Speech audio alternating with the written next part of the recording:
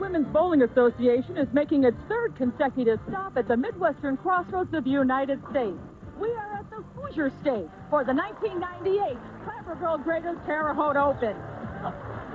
Welcome to the Terre Haute Bowling Center. I'm Leandra Riley along with Jan Schmidt, and our 5 stepladder finalists in 1998 have amassed 22 television appearances among them. So we're starting to get some very familiar names for this season, and nobody's more familiar than Kim Adler, our top qualifier, as she pursues her 10th career title. She's in her 3rd straight telecast with 1 win already. Thinks she has a good shot at that 10th title tonight from the top seed. She's 8-2 lifetime in the championship match. One of those losses came last week, and we've all seen how well she bounces back from defeat. Our number 2 qualifier, like Kim Adler, is pursuing her 2nd title of 1998. That's Marianne DeRupo. If she does it, it'll be the first time in her career. She's had a consistent career, 5 titles in 6 years, but she's never been able to win twice in a single season. She's bowling better than ever, and I think this is the year for it. Our number 3 qualifier is Wendy McPherson. She's the 2-time defending champion, bowler, and player of the year. But 1998 has been pretty quiet. But the summer of 98 has been pretty hot. This is her 2nd TV appearance of the summer. You're right, Leandra, and she had an incredible run, the best I've seen, 96 and 97. I think it took a toll on her mentally and physically. She changed her grip, she did some things, tried not to put so much pressure on herself, and it's starting to pay off for her this summer. Our 3 top qualifiers, however, are going to have to wait in the wings because our opening match features Carol Giannotti-Block against Michelle Mullen. And there you see our first competitors.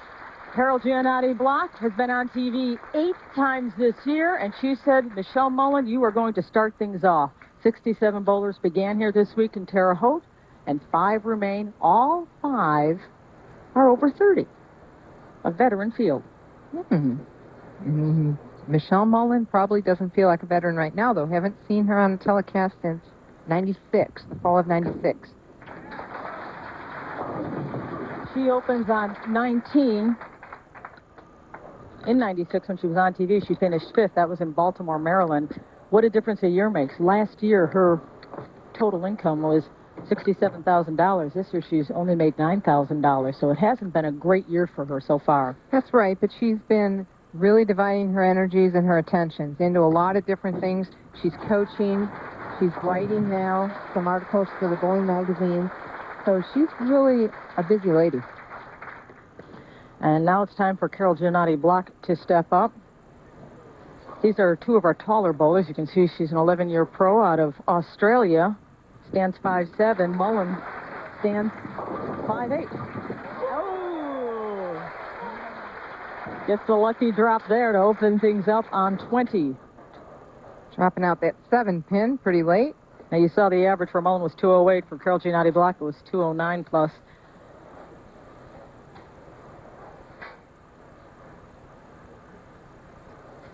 Qualifying number 4 here in Terre Haute.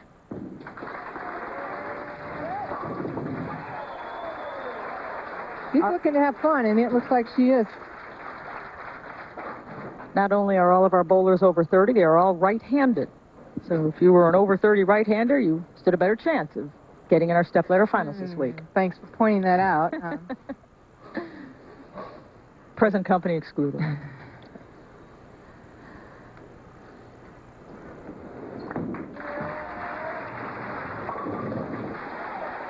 Mullen likes lane 20 as well.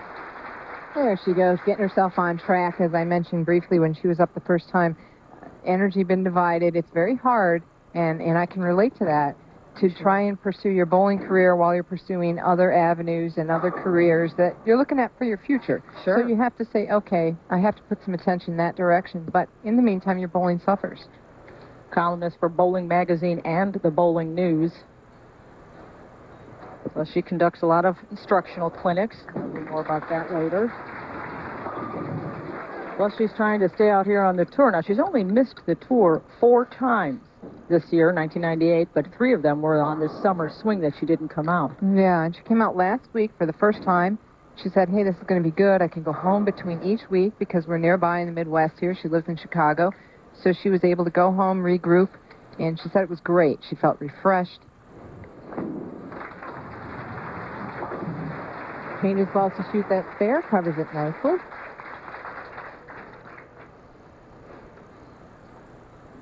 Carol Giannotti Block, we look back at the round 6, 12, 18, 26 games, etc., her worst positioning was 11th. As she worked her way up to 4th. And now she's got 3 in a row.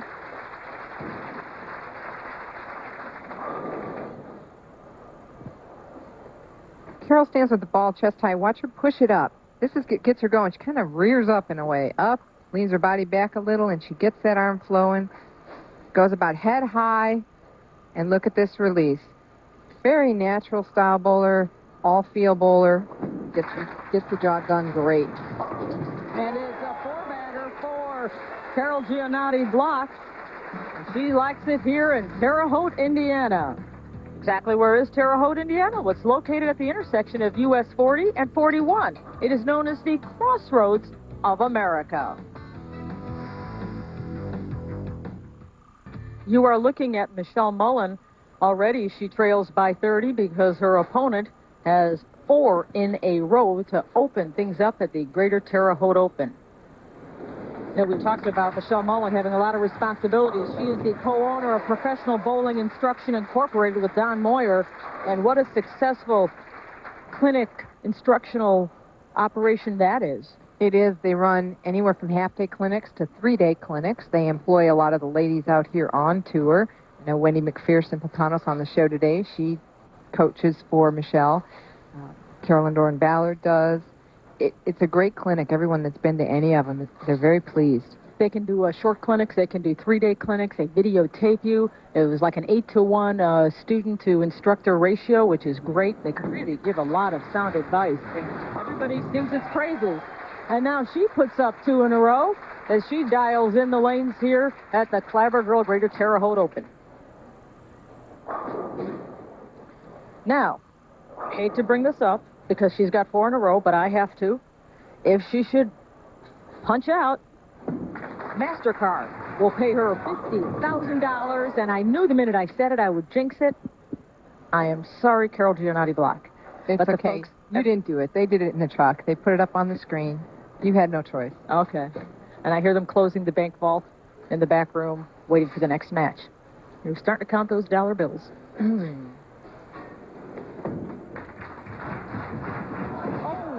Jumped off at the last second. Oh.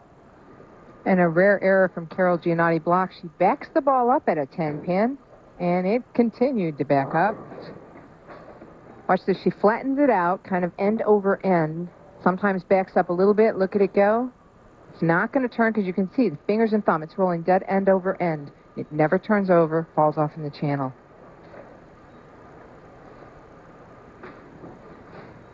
The 30-pin advantage has now dwindled to 10 as that one came up high.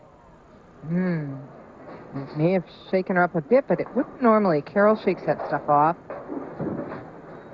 8th time on television in 1998. She knows whereof she speaks, but she hasn't won a title in 98. No, 5 second-place finishes. That's tough to take. Very frustrating. She said she really wants to get one under her belt. She went for the count as she leaves 2 frames open here in this opening match against Michelle Mullen. I want to see what this is going to do for Michelle, because my feeling was when Carol opened with 4 strikes, it relaxed Michelle, because she thought, what can I do? I mean, my thoughts would be, what can I do? I'm just going to get up and throw shots. Carol's dialed in, but now with 2 opens, to me that puts a little bit more pressure back on Michelle. Last title for Michelle Mullen was the 1995 Samstown Invitational in Las Vegas. Major. Oh. Did the same thing that Carol Giannotti did. Comes up high now. She did strike on this lane the last time, but it was Brooklyn. It crossed over. So she made a move to try to get to the pocket, but it wasn't a big enough move. Punch the nose, 4, 6, 7. This split is virtually impossible to pick up unless she gets a lucky bounce.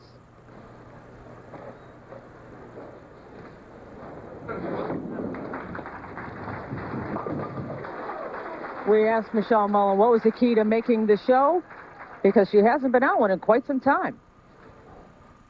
I was working on my motion to have it be a little bit more fluid, smooth, athletic. The past couple of years, I've had to make a lot of changes in my game, I feel, for the condition as it's been, with the Christmas tree pattern, and I just figured it's about, I haven't been able to make shows, so it's time that I just let my motion flow, and I felt really, really good. It felt one piece and real smooth.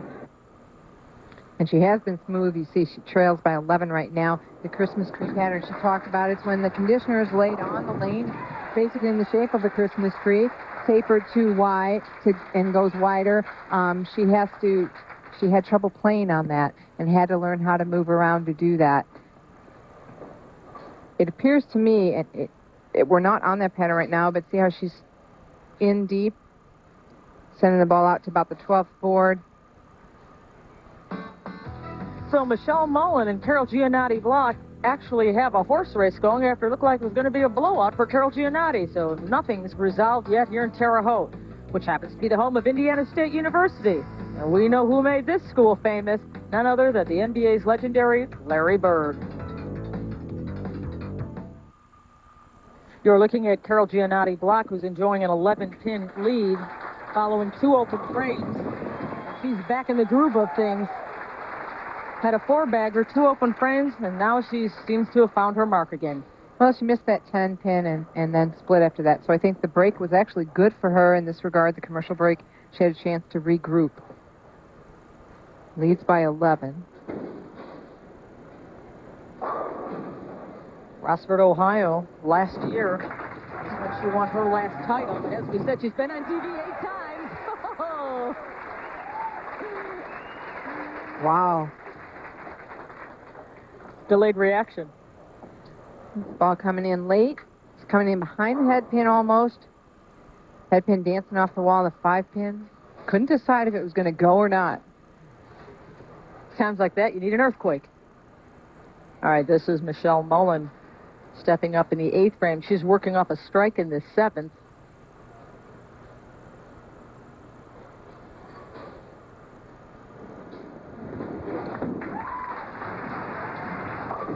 Came back. Oh, I don't believe that. Wow. Trip of the 4-pin. Oh. Head pin came back through between the 4 and 7. Tripped the 4 over. Ball's coming high. Look at that. Head pin back. Actually, it was the 2-pin. Off the wall. Right through between the 4 and 7. Ooh. The front part of the 2-pin tripped that 4-pin right there. Knocked it over. And it looked like such a light touch, too. It didn't look like it was enough. That was a big shot to stay in the match. Absolutely. Now we're back to 11-10. That looks wide right. Yeah, after coming high, gave it room. She knew it. Made a better shot. Could have made a better shot. She's mic'd. That's what she's saying. Real quickly, we're talking about that Christmas tree pattern. She changes balls to shooter spare. It's actually a tapered pattern. If you're talking from foul line to pins, it starts wider and goes narrower to the pin. She had trouble playing on that pattern. You can play a lot of different angles on that, and she couldn't find the right combination, that being Michelle Mullen. I think one of the things I've noticed is she's moved farther up on the approach. She's in a better leverage position at the line. I think that's helped her quite a bit. 246 is the maximum score for Carol Giannotti Block if she punches out, and she's on her way to doing that right now. Meanwhile, Michelle Mullen's maximum is 214. So Carol Giannotti Block is definitely in the driver's seat. Well, Carol took a different approach tonight. She said, you know, I'm not going to put so much pressure on myself. I'm going to have fun and enjoy what I'm doing. This is what I want to do, and I'm going to enjoy it. Oh. Seems to be paying off. She bowled a really bad game last time on TV and was pretty unhappy with that. It's only 2 open frames. Everything else has been strikes. Not even a spare in the lot. There's nothing Michelle Mullen can do but sit and wait. Well, it's over. Wait for them to hand her that $2,600 check. She does not punch out. But let's see if she can convert her first spare of the match. Yeah. Hasn't done that yet. Well, this is a good place to do it. Doesn't matter. Last time she left the 10-pin up, it jumped off. It did, but Carol won't do that again. She'll learn from that. We'll see. My money is she's going to pick it off. She did. And she climbs the ladder. She is number 4, and she is moved up.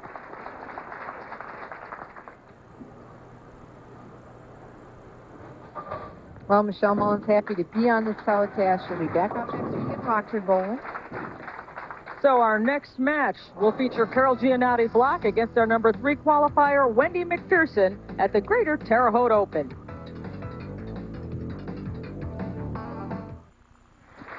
Welcome back to the Terre Haute Bowling Center, where Carol Giannotti Block has defeated Michelle Mullen and now will face Wendy McPherson for our second match.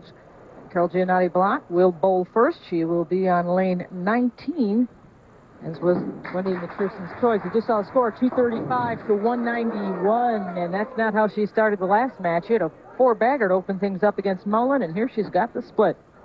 She does. She was even on both lanes, 4 strikes on each one. 1 split on lane 19, now splitting again.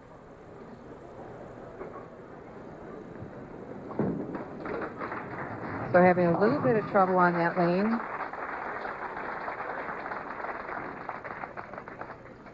Well, that certainly sets the table for Wendy McPherson. Obviously, out of Henderson, Nevada, one of our bowlers who's over the age of 30.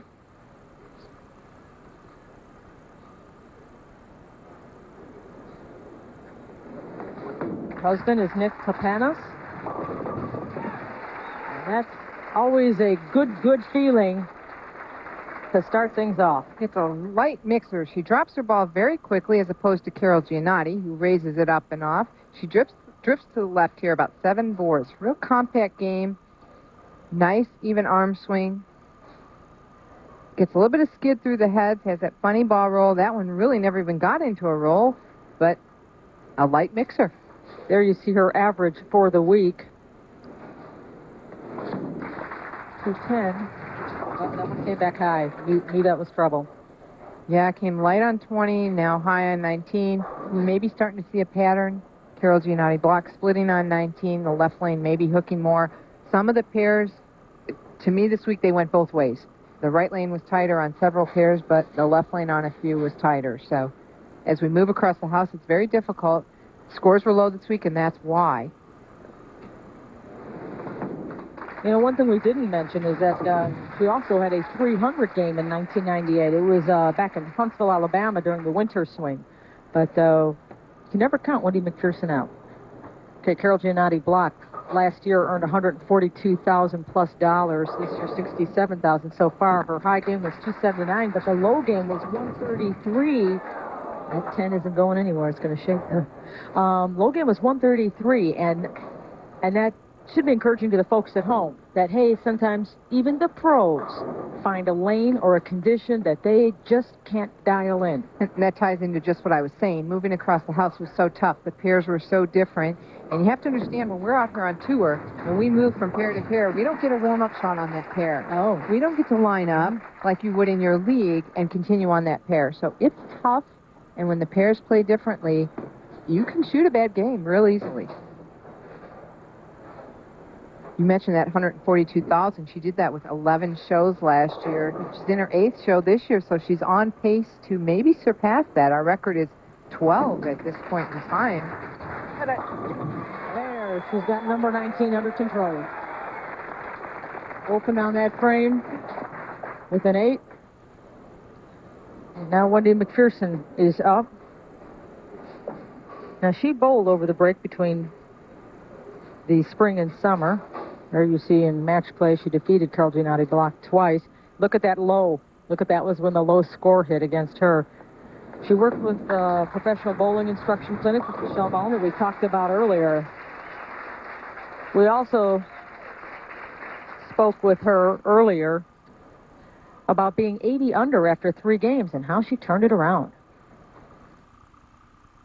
I had a look around, and no one was really doing much anything the first few games, so I kind of grinded it out and ended up 36 under the first round. My surfaces were awful. I was not properly prepared, and it was a big learning experience for me because I came in the next morning and shot 130 over, and I knew exactly what I was going to do with surfaces and balls, and so it actually worked out really well.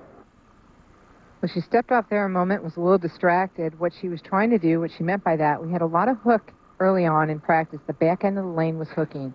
She came out with all very shiny bowling balls, and that always isn't the answer because it'll slide even longer and react even harder on the back end when the back ends are clean. She came back out the next round and the next day with a little more surface, or the ball's a little more porous. Use maybe an 800 pad or a 1,000 pad to scuff up the surface of that ball. And so she was able to get the ball to break in the front part of the lane in oil a little bit sooner, and it came down the back ends a little bit. She converts with her spare ball, so it's strike, spare, the pattern for Wendy McPherson. Carol Giannotti Block has an open, a spare, and a strike, a little bit of everything here in this second match. Coming out of the number 4 position, the worst she can do is 4th place. Now, there's something a little off balance about her release when she puts her foot back down. A lot of bowlers, I find, kind of hold that cross-leg position longer. Watch how she almost falls. There's the cross, and I always feel like she's going to stumble. It's kind of her style, I guess. But well, she doesn't always do that. She fell off of that a little bit more than normal. She stays with the shot sometimes. But like I said, Carol's all real athletic bowler. She's a strong lady, and she's not so much into style. Mm-hmm. She's more into get the ball out there and get it done, and whatever feels right to her at the time she goes with. I think she makes a lot of foul line adjustments, and so if she's off a little bit, she'll do something to try and correct that, and they maybe result in her falling off her shot. She stayed with that shot a lot better. And number 10 stayed with her, too. You know, a study in contrast here would be the attitude about what you do and how you prepare. She's been on TV 8 times in 1998. She does a lot of recreational things. She believes in relaxing, getting away from the sport. Over the break, she went back home to Australia, just kicked back, did very little bowling. Kim Adler, on the other hand, the top qualifier, has been on TV 7 times. She is a rigorous trainer. She likes to mountain bike and do all sorts of calisthenics and exercises and training, does a lot of bowling during the off-season, and that's her focus. So it's a real study, but both are successful. We have 15 TV appearances between them. All right, let's look at Wendy McPherson here as she steps up, working off a spare in the 4th that was preceded by a strike in the 3rd. So the pattern continues. Strike, spare, and now the strike in the 5th. And light again on lane 20, but getting that good mix. She needs to line up lane 19. Don't forget she chose to have Carol start. So now Wendy McPherson Planos will end on lane 19. So she's going to have to get this one lined up. 260 with a punch out.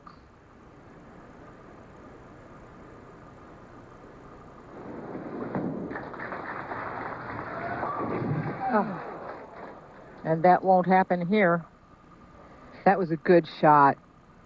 Just to talk a little bit more on the surface issue that I mentioned with Wendy and her bowling balls, just so those of you at home understand, it's not always, if you don't have enough hook, to make the ball duller isn't always the answer. And if you have too much hook, shinier isn't always the answer. It depends on where that hook is, at what part of the lane the hook is, as to what you want to do with the surface. So for the 3rd time in this match, she pulls out the yellow ball and converts the spare. A 13-pin lead as she goes into the 7th frame. And we're going to show you Deming Park. It's located on the east side of Terre Haute and is a favorite visiting place for local residents. And we can see why. We'll be back. Maximum score for Carol Giannotti Blanc is 237. She's working on back-to-back spares in the 4th and 5th. This is her on lane 20 in the 6th. And match number 2 here at the Greater Terre Haute Open. That was a great shot. Doesn't get any better than that. No chance for anything to stand on that shot. An important shot, too, because it's just 13 pins that separate our 2 bowlers. Carol's parents are coming out next week, next Tuesday, Bruno and Jan. Along with her sister, they'll be out for the whole break with Carol. For about 8 weeks, 6 or 8 weeks, she'll be out with her. And during the 3-week break, she said they're going to be tourists going up to Niagara Falls and all over the place, showing her parents from Australia some of the sights here in the United States. So it's 2 in a row for Giannotti Block. McPherson working off a spare in the 6th. As that strike-spare pattern continues, she should be striking here in the 7th. Now her maximum score is down to 240. Okay, we'll see if she does strike here on lane 20. It's been light, though. Let's see if she makes a move. Done it right, more. Uh-oh. Exactly. It looks like that lane is what I'd call wet dry. A little conditioner left and some hook to the right. She gave it room, sent it right. It hit the dry and it hooked. She's going to send this one right farther earlier on the lane than she did before, getting out to about the 10th board, and it takes a jump left. 165.4 was her single season earnings, and that was a record. She was at 97, well off the pace of that. Ooh, she got that one. Oh, what a lovely shot. Good job, Wendy. Strikes are great, but I'll tell you, some spares can be so dramatic. That was a good one. That was a good shot. That's pretty much a routine spare for the pros. They'll pick it up, I'd say 80-85% of the time. If you have a good shot to your 10 pin, you can probably pick up that spare. Now we have a one-pin game. She's on 19. And now she's reversed the pattern of spare strike with two spares, and now the strike on 19, which is going to be important. If she finishes on 19, that she has it figured out. Carol Giannotti block up in the 8th, working on a two-bagger. Her husband's not coming with her, but she wants to say hi to Neil. Can't forget Neil. She chews us out. We say, hey, I said hello to Neil Block, and you guys didn't say so on the air, so we're saying it now. Coming up light on 20. Again, the same issue.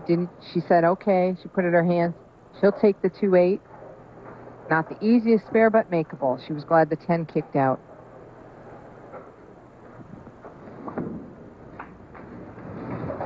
Came back nicely. Converts in the 8th. Trails by 3. 12 titles for Carol Giannotti Block, but none of them in 1998. And one of her goals this year is to win a title. She really wants to get back in that. She'd like to someday be Bowler of the Year, but mostly be consistent. It's been so tough on her with all those second-place finishes. Talk about consistent. Did you see the dashes and finishes? Gee, right. She is up there all the time, but you're right. She's got to get that monkey off her back of no titles. 14 out of 15 in the cashes, but no titles. Going to shoot yet another 10-pin. There were games when players left 6 to 8 10-pins in one game.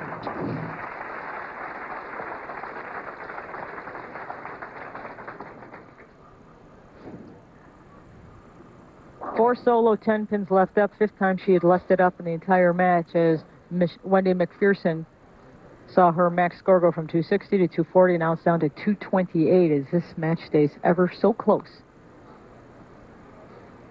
A 4-pin match. Wendy's on its strike, so she can take it to 14 right here.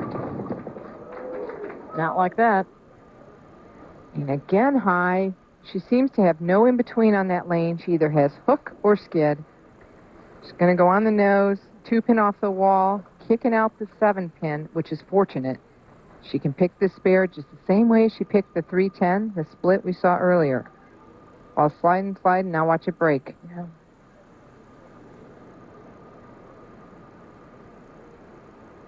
She wants the ball the same place. She just put it for the 310. And she does. Very, very close contest. There's 4 pins separating these two bowlers. So we move into the 10th.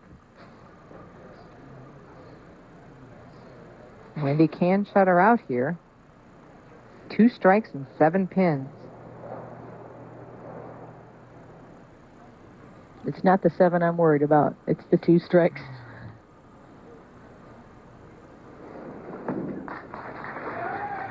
Come back.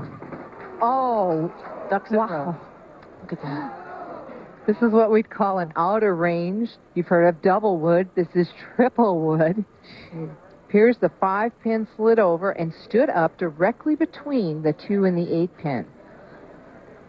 Look at that. Now, since the rack didn't knock them over, these pins will stand as is. They'll clear the dead wood out of the channel there, and she'll have to shoot it just like this.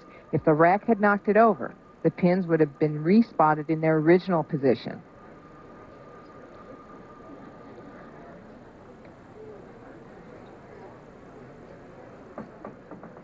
That's why you still need spotters. Even though it's all technology, you still need somebody down there to grab that deadwood. She's going to shoot this with her spare ball. Interesting choice because it could deflect very easily.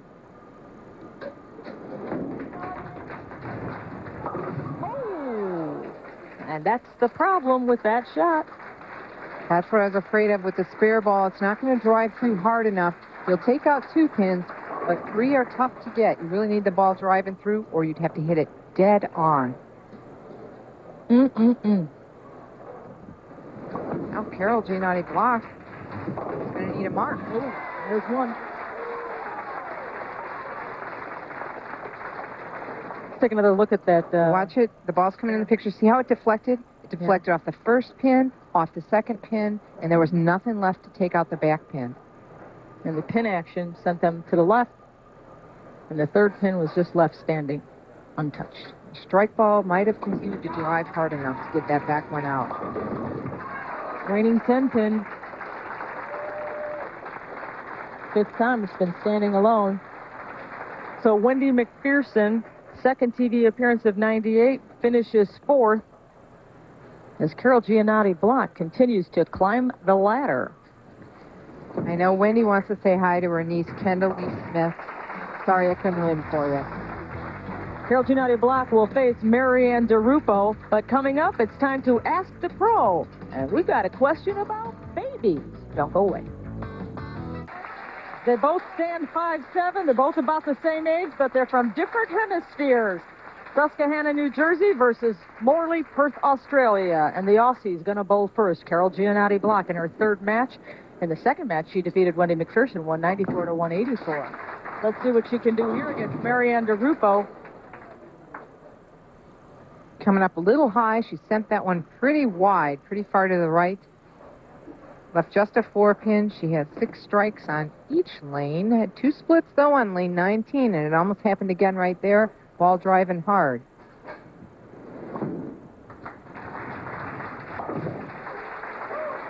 Opens with a spare. Marianne DeRupo has climbed the ladder 5 times. 6 years as a pro, you said in the beginning, 5 titles in those 6 years. So she's been very effective. She's an exceptional athlete. In high school, she was all-state in 3 sports, softball, basketball, and field hockey. Not at all. Coming up high on her opening shot, 4-7. And it really does appear, although Carol Giannotti Blocks had her 2 splits on 19, it looks like lane 20 is extremely touchy, very wet, dry. You have to kind of thread a fine line there. You can see she's already won once this year, that thing in Omaha, Nebraska. Marianne gets on rolls in certain centers, certain places, and continues to make the show there, Omaha being 1, and she finally won there. Here she made the show last year. Was 3rd. Yeah, ended up in 3rd place. Her average for the week is just over 212. In fact, 3rd is the worst she can do this year.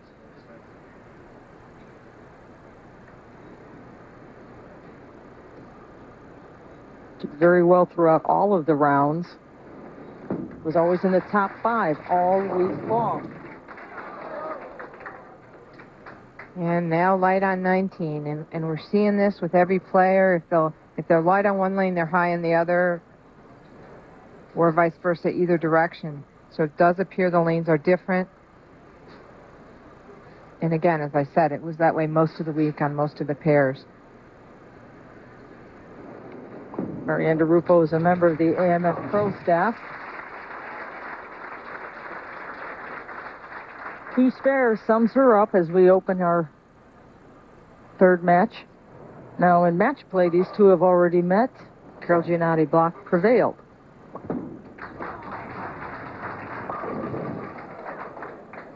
And there's that 10-pin.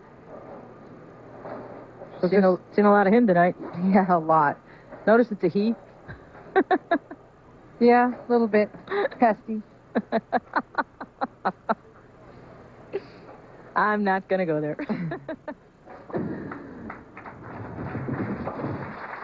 Took care of that pest. Yeah. Knock him over with 1 blow. So things are even here. Terre Haute in our third match. Carol Giannotti Block opened with a win against Michelle Mullen. Then she defeated Wendy McPherson. Her average this year is 217. Get it. She got it. She said get it, and it did. She threw that ball real nice, real crisp and clean. Prior to her win in Omaha, Nebraska, her last win was at the Hammers Player Championship in Rockford, Illinois. The TV pair tonight, lanes 19 and 20. Her average on this pair, 196.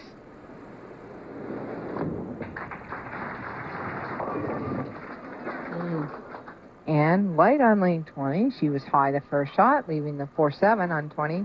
Made a move and now light, so that is what we're seeing. It's not that easy. These players are hitting between a 1 and 2 board area, and one board difference is making the difference of hitting high on the head pin or barely touching the head pin. Her low game this week was 169. Her high game was 266. Quite a range. And she converts for the third time in 3 frames. You know, Marianne kept score for us up here a couple weeks ago, and she made 2 shows since then. She said she hated keeping score so much. She was so nervous that she felt she'd be more comfortable bowling. So she went and made 2 shows. So Lisa Wagner's keeping our score tonight. Yeah. God bless her. Are you nervous? You need to be nervous keeping score so you make the next... Okay. She's already made the pledge. She's going to make the show next week when we go to Rockford. Marianne DeRupo is 14 and 10 in match play. She moves over to 19. That one looked good. And she says yes. So after 3 spares, she finds her mark in the 4th. There's our Lisa Wagner, who's made the pledge. I'll be on TV next week, but not here in the booth, she says. I'll be out there bowling. We're going to hold you to that. She's committed now.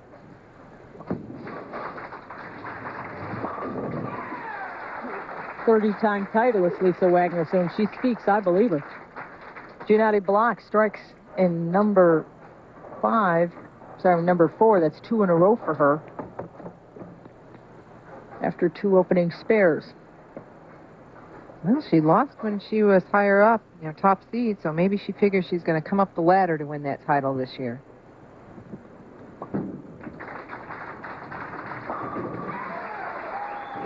It's turkey time. Her last TV appearance was Allentown, Pennsylvania. She came in second, losing to Leanne Barrett. It was back in July 26th. Marianne DeRupo finished 4th last week in Louisville, Kentucky. Her career earnings, $366,000.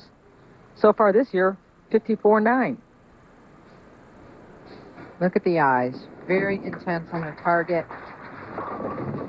Come on, number 10. Nope.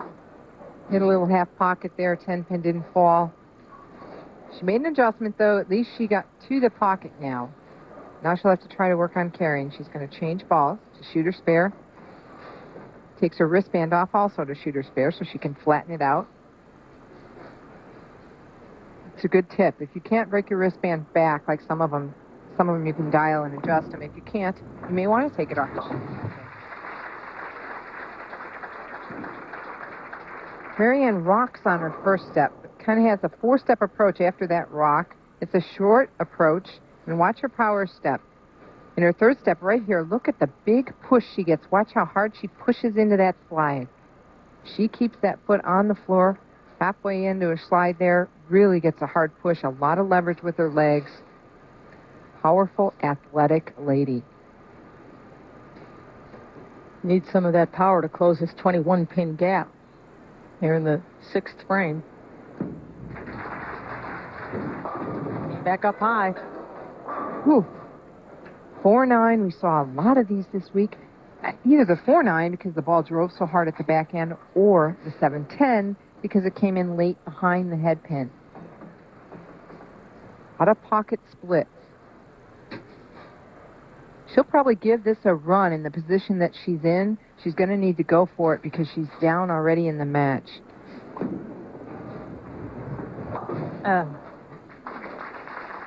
An open frame in the 6th.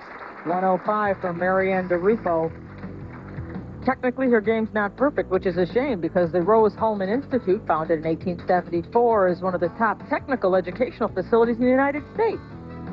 We'll be back. A 34-pin lead for Carol Giannotti Block. After 3 strikes, she steps up into 6, and again I see that loss of balance after the delivery.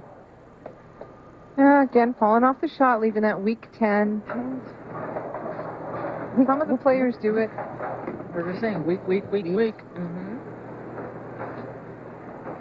Second time now in this match that she has left the 10. She stayed with that 5. It's just sometimes you get a little bit different footing. As you move, you may walk a little bit one way or the other, and your footing's a little different.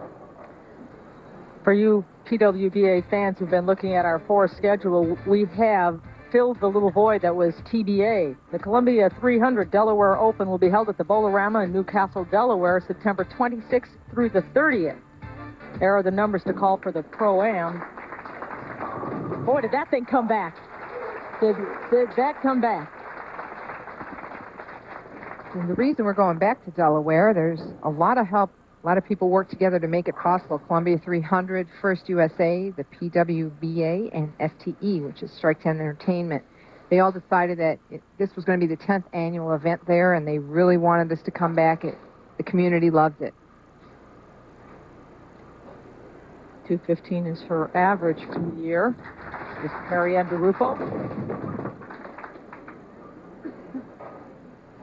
She's just not real comfortable. It doesn't appear she has the greatest ball reaction out there. She said she was going to drill some stuff. Second time she's left the 2. She went through a lot of bowling balls. I'm trying to get a glance. 20 plus this week. Trying to get a glance if she's going to try to change balls here. A lot of spares in this match, 5 of them to be exact, versus 1 strike for Marianne DeRupo.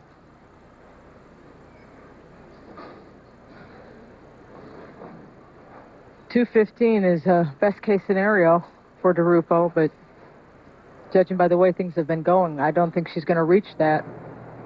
Carol Giannotti Block, on the other hand, was a turkey, a spare, and then a strike. She could punch out.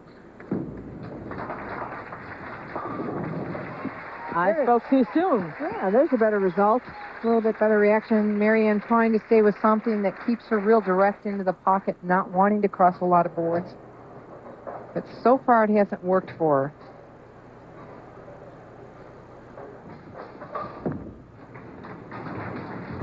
Well, Giannotti Block, on the other hand, crossing a lot of boards. That one, she didn't get the ball far enough right. Never really right of the pocket. It just took off. Rehashing the pins she has left in this match, she opened leading the 4.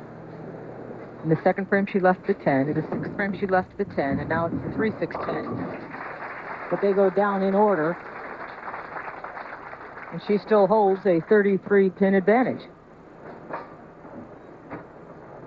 And again, she flattened that ball out to shoot her spare. Carol doesn't change balls that often to shoot a spare. She just flattens out the ball she's throwing. In other words, she doesn't rotate her hand. Good edge. And she does it nicely in the 9th frame. As Marianne DeRupo is working on a strike in the 8th and a spare in the 7th. And her only strike before that came back in the 4th as she presses for a re-rack. But it's been basically a solid week for her, never having been out of the top 5. She can strike out right here in the 9th and 10th for .215. If she does that, she will force Carol Giannotti Block to mark. She has to strike here.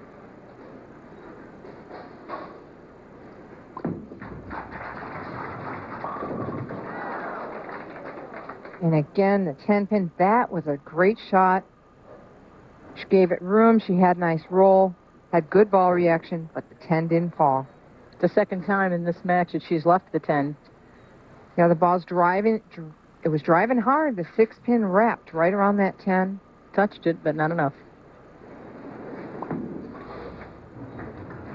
Gets the conversion.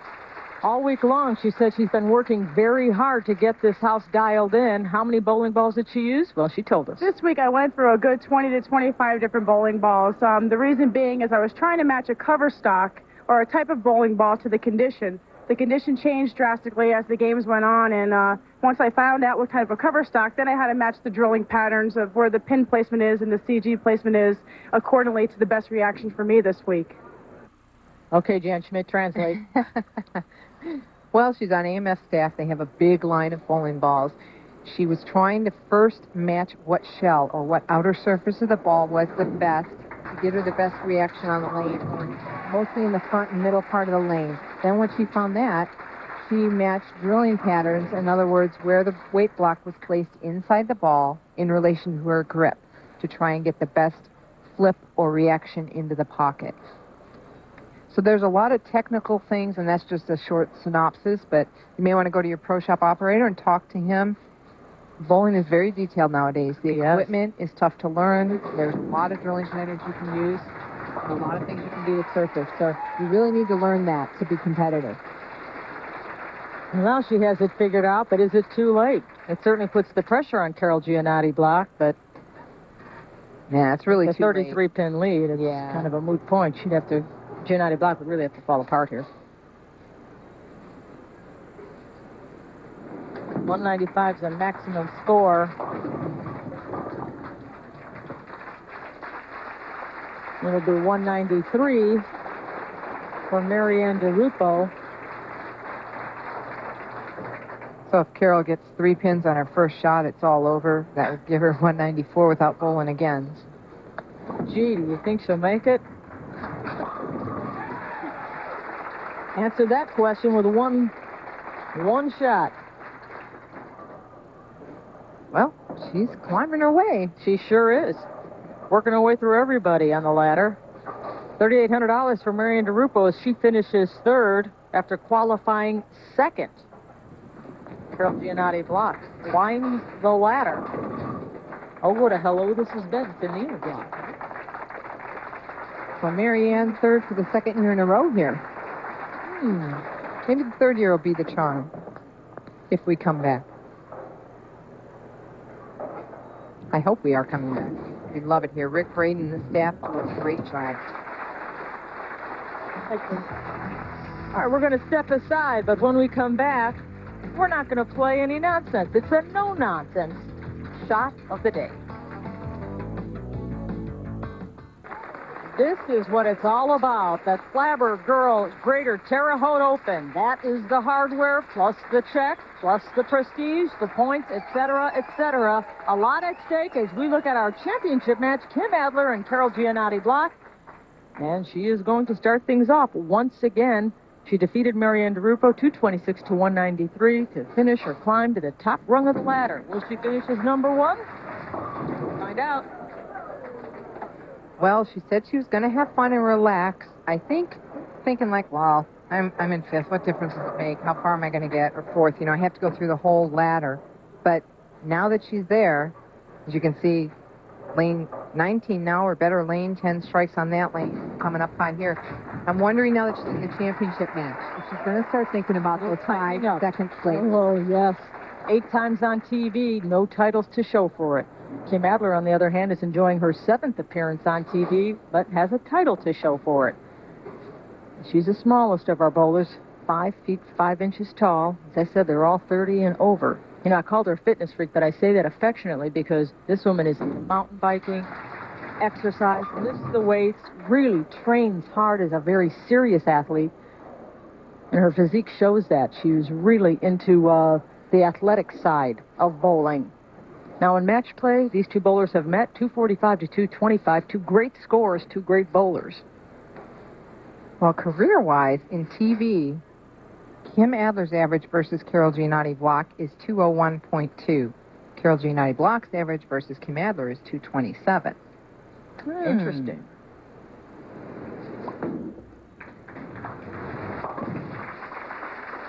Identical opening. 6-10 is left. 6-10 is taken care of on the spare ball.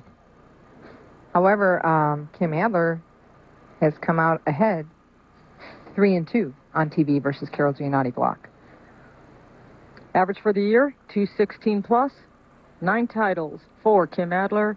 12 titles for the career for Carol Giannotti Black. Carol looking down. Glimpse of that. She wasn't looking straight ahead at the lanes. Focusing on her own game. Light hit there. But gets the job done. Just reminiscent of last week, the first match we saw her bowl, she had a lot of light hits, carried a lot, but then the second match she had some problems, ending up in second last week. 5 championship appearances, 5 second place finishes. Think that doesn't put pressure on you? Okay, one reason why she said she's doing very well this week in Terre Haute and this evening is that her ball rep is here. She said that makes a big difference for her. He's helped her a lot. Carol's on track staff. This ball driving hard into the pocket. Just the 6-pin just swept out the 10. What does a ball rep do for you when he's out Oh, with you? boy, they do a lot of things now, and that thing has changed also. They lay out bowling balls, in other words, determine how you should drill them, what'll work best for you out on the lanes. They also help you with what type of surface to use. They'll help you line up on the lanes. They'll work with you on your physical game, mental game. They kind of basically are a coach. Corrected.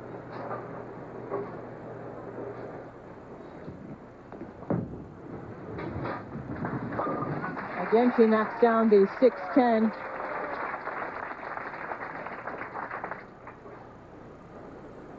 Kim Adler pursuing her 10th career title. And on a sad note, this is the 10th anniversary of the passing of her father. And her dad, Gary Carmen, was the man who introduced her to the sport, took her to junior league bowling, was her first coach, coached her until she could out-average him. She said that happened around 5th grade. Tears came to her eyes when she started talking about her dad, and she looks at her career now and says, hey, you know, if it wasn't for him, she wouldn't even be in the sport. Right. She wants to win for him tonight. Also, on a sad note, I'm going to take a moment. Our president, John Falzone, and his family, we want to let them know that we're all praying for them with the illness of their daughter. Prayers and thoughts are with you, John Falzone. Kim Adler is able, though, to talk to her grandmother on her father's side, Barbara Carmen, who watches her bowl now. So she's kind of filling in where Dad left off. Fair strikes fair for Kim Adler. This match is even here at the Terre Haute Bowling Center. This is the 3rd consecutive appearance for Kim Adler, who holds the record for 6 consecutive TV appearances in one season. And we'll have the answer right after this. Kim was hesitant on shooting that 5-pin. I don't know if anyone noticed. She moved her feet several times. Like, where am I going to line up for this spare? And she almost missed it. Come back high, and once again we see 6-10. I'm going to give you a clue about our little-known fact. As you look at Tommy Adler, that's Kim Adler's husband, more than one person has been on TV 6 consecutive times. After she converts to spare. In fact, more than 2 people have been on TV. In fact, more than 3 people have been on TV. 4 people have been on TV 6 consecutive times. And another clue, I wasn't one of them. Okay, here's the answer to that little-known fact. The first person to do it was our scorekeeper, Lisa Wagner, in 85. Then Nikki Giannoulias did it in 86. In 92, Carol Giannotti Block. And in 97, the woman who's doing the stats in the truck, Carolyn Dorn Ballard. 4 bowlers have made 6 consecutive television appearances.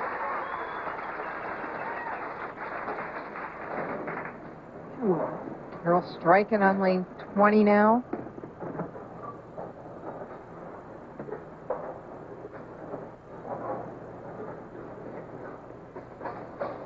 She moves over to 19.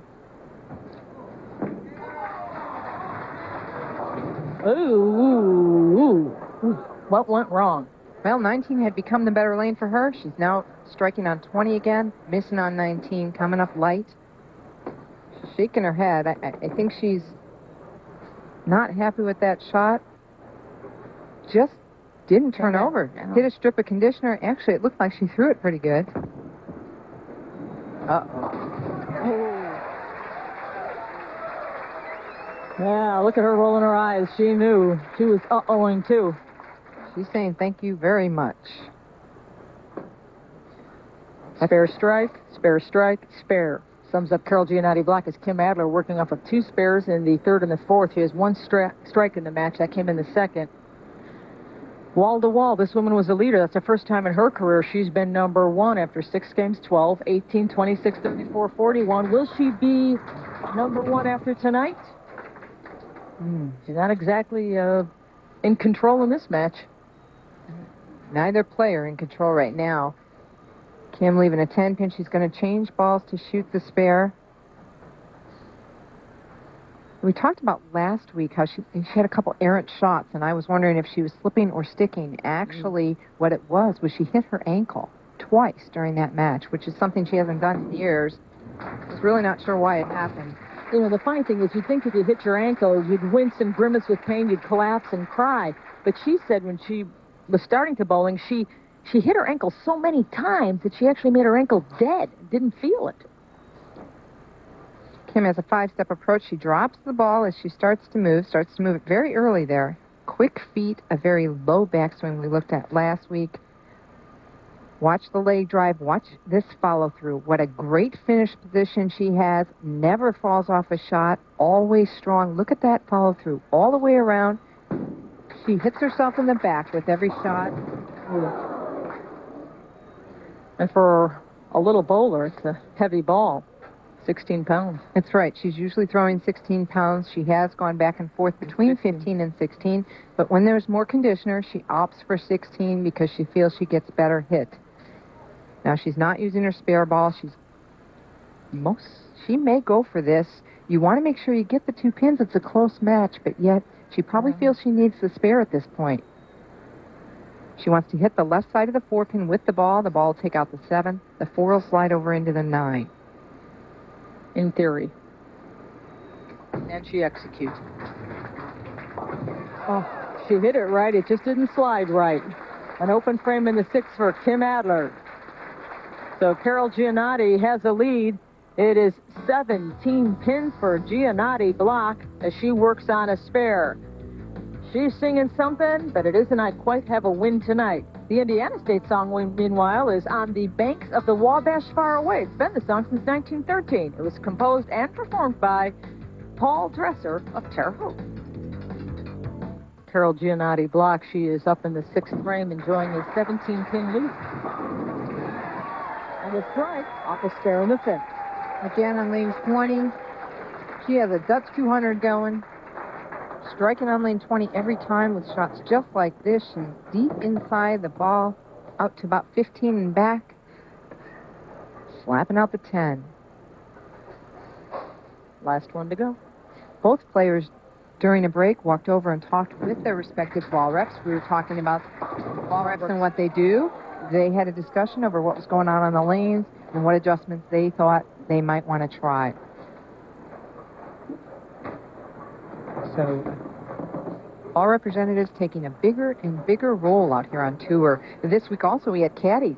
What a tremendous help they were. They were great. I can't. Being a person with a sore back, yeah. I really appreciate those caddies who carry the ball from one end of the house to the other. Sure. I probably wouldn't have been on that top 24 list without my caddy. Brian, thank you. They were all tremendous. In the summer, it's a little easier to get the caddies because the kids are out of school. 15 events, 14 cashes. Top 5, 7 times. And 1 title. That comes up light. Wow. Missing the head pin completely. The only thing I heard said was be aggressive. I couldn't really hear what their conversations were during break. She was aggressive with this shot. Sent it right, though, all the way to about the 6th board. There's conditioner out there. It's out of bounds. It won't come back from there. You know, she went over to Vincennes University and worked with Gary Sparks, the head coach, and Jeff Newkirk, who is the manager of the Vincennes Bowling Center. She practiced. The owner put down 4 different patterns. The conditions got her ready here for Terre Haute. And she led round to round to round. Now, she made a change there. She was going to use her strike ball. She put it back down, opted to shoot it with the spare ball, and go left and shoot straight at it. You can read her lips saying, come on.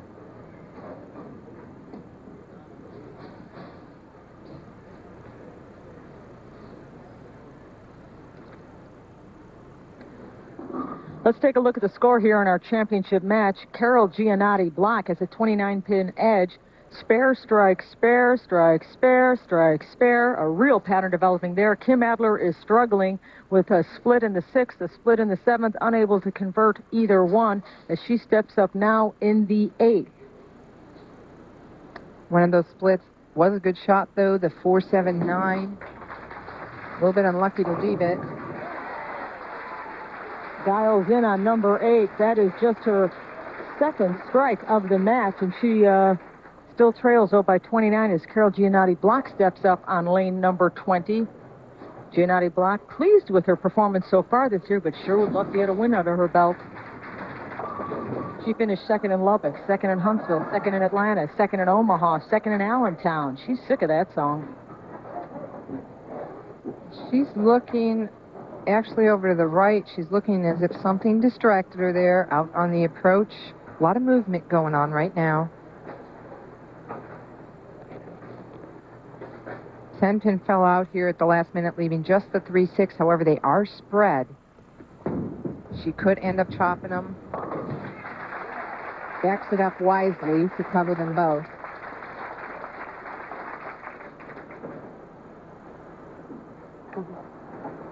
Here you see 2 spares in a row. And once again, she's unhappy with someone or something over on the right-hand side of the lane. Seems to be straightened out now. She moves up in the 9th. She's on lane 19. Comes back high. Solid 9-pin. Great shot. These are the resin bowling ball. Result of resin bowling balls. Look at it drive through. No deflection. Drives past the 9-pin. I was nervous. She's pulling her hair out.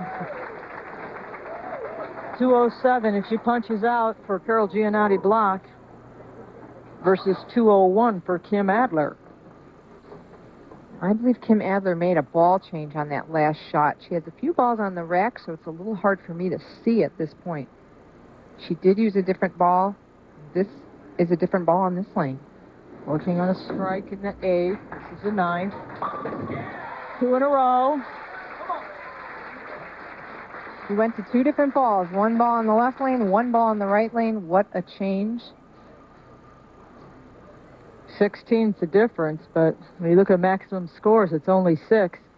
Right now, Kim Adler has put down 2 in a row. There you see the maximum score for Giannotti Block. She punches out in the 10th. There, it's a different ball. This one more aggressive, hooks more than the ball she just used on lane 20. She's in deeper on this lane, playing the middle of the lane more. On her way. Wow. You could see her jaw is clenched. She didn't even know it was the 10th frame. Yeah, she sat down and now she's jumping up again because she has to finish out. What a move that was. I believe Wow. she went away from the ball she was using on both lanes and went to one on 19 and a different one on 20.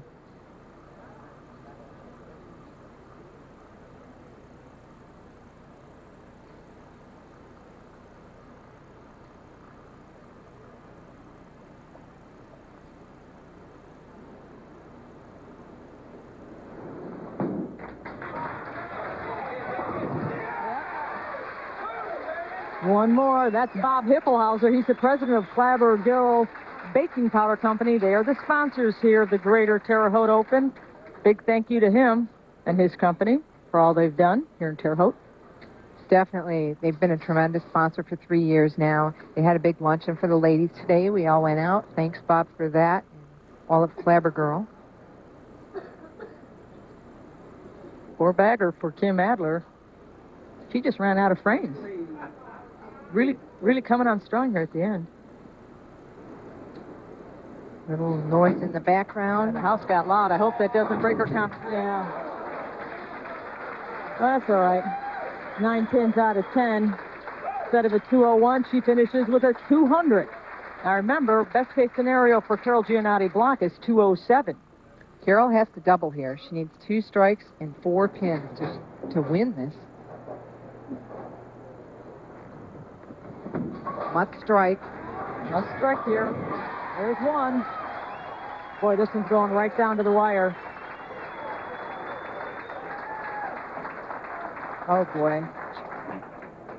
Oh, the pressure. This woman, 5 times, she has come in second place.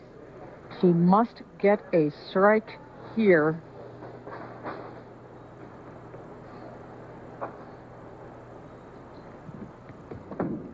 Taking no time. Back up the comeback. Oh, no. Took no time at all, threw that shot, but that's Carol. That's her personality. That's how she bowls. She didn't catch that ball. Not a good rotation.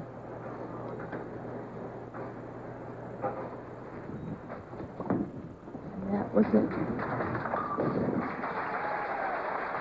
197 was the best she could have done. She converted the spare. And Kim Adler, with tears in her eyes, for her dad, hugs her husband. 10th career title and the 10th anniversary of her father's passing. An emotional moment for one Kim Adler. Our champion, Kim Adler, is flanked by Rick Braden, the Vice President and General Manager here at the Terre Haute Bowling Center, and Bob Hippelhauser, the President of Clabber Girl Baking Powder, and they have our presentation. Kim, we'd like to present you with this beautiful piece of crystal. Congratulations.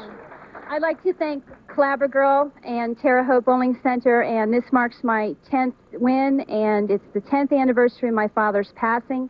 He was very instrumental in my bowling career, and this is dedicated to him. Thank you.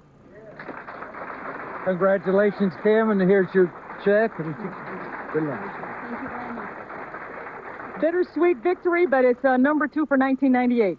It is, and it's going to be exciting come Rockford next week. I bowl well there, and I'm looking forward to next week. Well, good luck to you, and next week we will be in Rockford, Illinois for the Hammer Players Championship. This has been a presentation of ESPN, the worldwide leader in sports.